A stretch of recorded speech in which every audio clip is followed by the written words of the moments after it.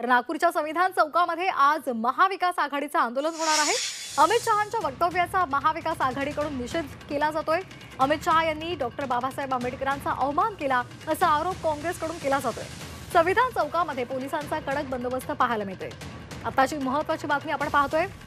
अमित शहा यांनी डॉक्टर बाबासाहेब आंबेडकरांचा अपमान केलेला आहे आणि असा आरोप काँग्रेसकडून केला जातो आणि त्याचबरोबर नागपूरच्या संविधान चौकामध्ये सध्या महाविकास आघाडीकडून आंदोलन केलं जातंय। अमित शहा यांच्या वक्तव्याचा महाविकास आघाडीकडून निषेध केला जातोय। या सगळ्याच्या पार्श्वभूमीवर संविधान चौकामध्ये पोलिसांचा कडक बंदोबस्त सुद्धा ठेवण्यात आला आहे। या संदर्भात अधिक माहिती घेणार आहोत आमचे प्रतिनिधी कृष्णात पाटील यांच्याकडून। कृष्णात, काय सध्याची परिस्थिती आहे? काँग्रेसकडून आंदोलन केलं जातंय।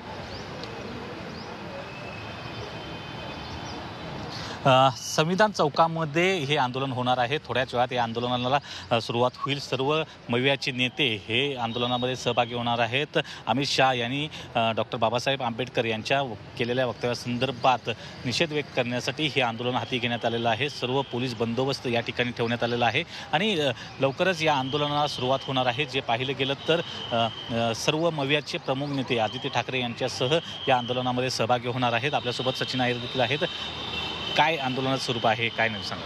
नाही, एका प्रकारे संविधान संरक्षणाच्या इच्छेसाठी आम्ही एकजूट आहोत आणि कुठच्याही व्यक्ती, कुठच्याही पद किंवा कुठच्याही मंत्रीपेक्षा संविधान किती मोठं आहे त्या माध्यमातून परमपूज्य भारतरत्न डॉक्टर बाबासाहेब आंबेडकरांचं नाव पण खूप मोठं आहे हे दर्शवण्यासाठी आणि सर्व आंबेडकर चळवळीतील आणि विशेषतः देशाच्या जनतेला एक संकेत देण्यासाठी की अशावेळी आम्ही ठामपणे या संविधान वाचवण्यासाठी आम्ही उभे आहोत।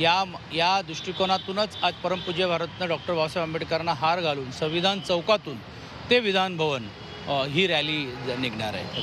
नक्कीच, तर रॅली देखील निघणार आहे। निषेध व्यक्त करून या संपूर्ण संविधान चौकाला एक नागपुरात विशेष महत्त्व आहे आणि या ठिकाणाहून महाविकास आघाडी आंदोलनाला सुरुवात करेल आणि विधान भवनापर्यंत जाईल। अगदी धन्यवाद कृष्णात, आपण दिलेल्या सविस्तर माहितीसाठी।